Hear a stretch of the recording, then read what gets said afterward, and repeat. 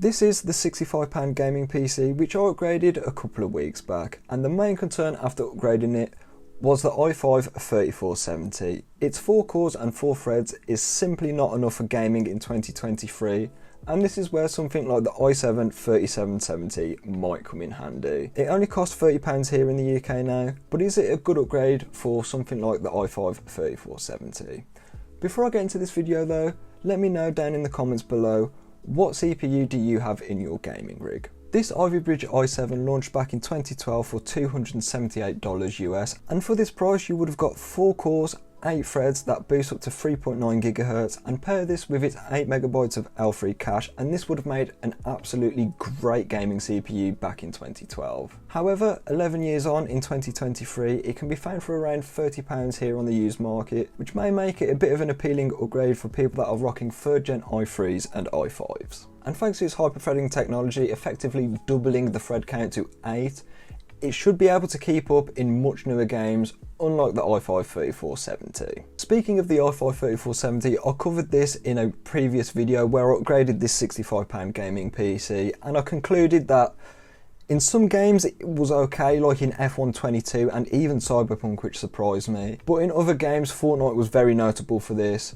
The 1% low performance was absolutely horrendous, and the CPU was just pegged at 100% most of the time as well, which is never a good thing because the GPU is just waiting on the CPU at that point. This is where the extra thread count of the i7 should come in handy, keeping that CPU utilisation down just a bit to allow the GPU to work a bit harder. This is because 4 threads for games these days is simply not enough in my opinion, but 8 threads is basically the bare minimum now, so you should be able to get away in most games with 8 threads.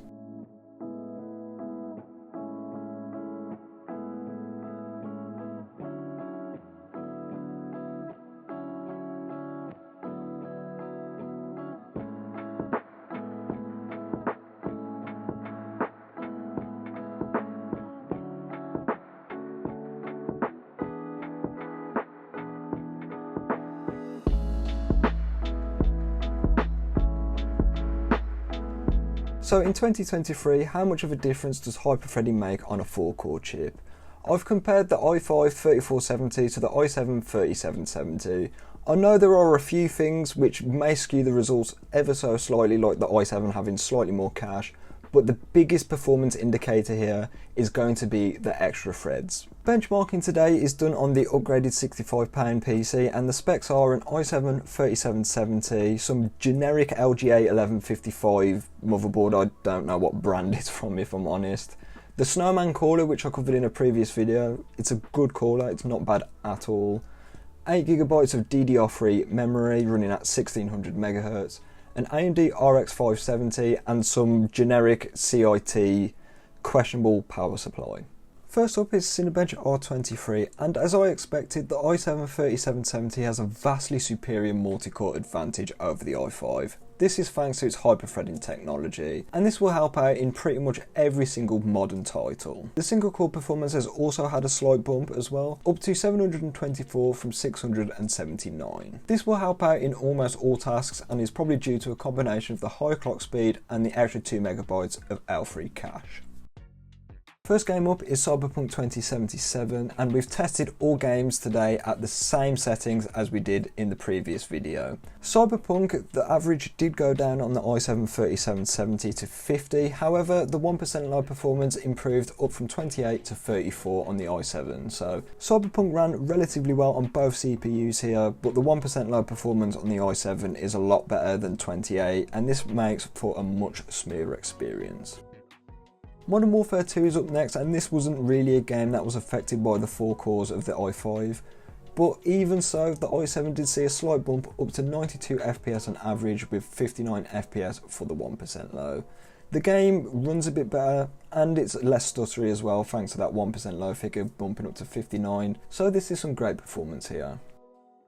Minecraft was a bit of a weird one as the averages and the 1% low did decline. I'm not too sure what this was about if I'm honest.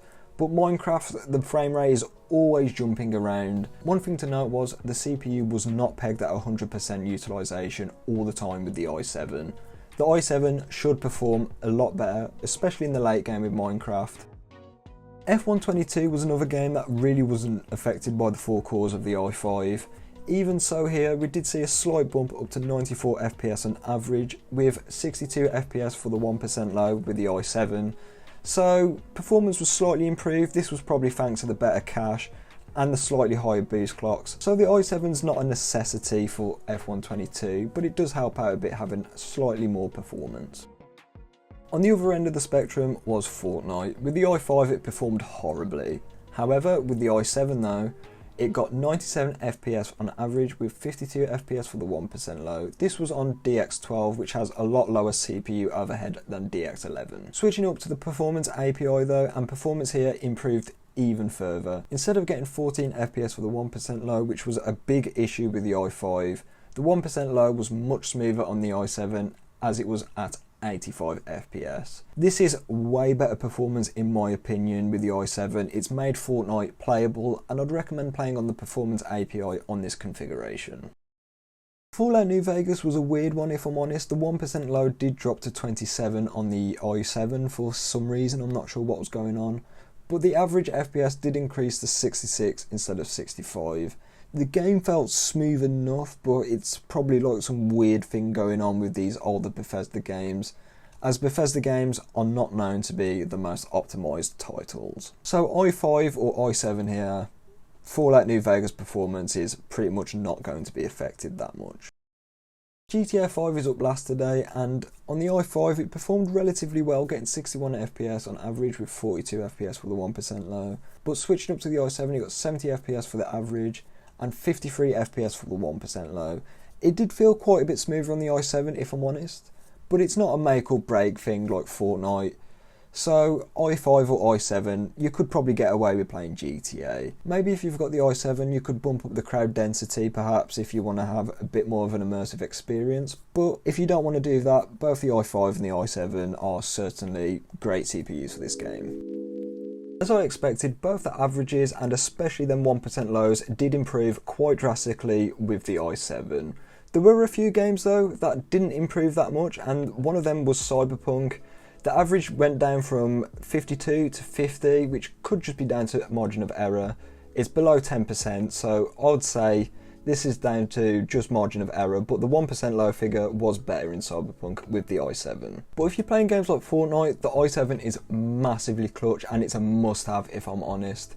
Performance was nice and smooth for Fortnite, because Fortnite is quite prone to stutter, but it wasn't horrendous stutter like we were getting with the i5, so Fortnite is now playable thanks to the hyper-threading technology on the i7. And just as I expected, unlike the i5, the i7 was rarely pegged at 100% usage. There were a few times in Fortnite, but this was only when you was jumping down to the map and it's going to stream a lot of detail in. So this is fair, but once you landed, the performance did settle out and it did drop to around 70 odd percent. And yes, the 1% low performance was worse in Minecraft, but the CPU wasn't pegged at 100% anymore, and Minecraft does seem to be a bit of a stutter fest when you're loading in new chunks, so it could be down to this, because Minecraft doesn't have a built-in benchmark. There is going to be some variance to my testing here, but Minecraft felt a lot smoother on the i7 than it did on the i5. So from this data I can conclude that i7 has a lot of headroom that the i5 simply does not give. And this is a good thing because the i7 does have a bit of a future to it. Yes, it's using DDR3 memory, which is 2 generations old now, and it's running on a 22nm process, which is pretty ancient for CPUs. But the i7 does perform pretty well as long as you pair it with a sensible GPU, something like an RX 570 or even an RX 580, or something like a GTX 1060 if you're on the Nvidia side of things. So, if you're looking to play any game that is known to utilise more than 4 threads, do not even consider the i5, just get the i7. It's an extra 22 quid more, and that 22 quid will save you a lot of headaches and a lot of hassle in the future. So you've ultimately got to decide what's worth more to you, the gaming performance or that £22. With mostly better averages and superior 1% lows, the i7 decisively beats the i5 3470.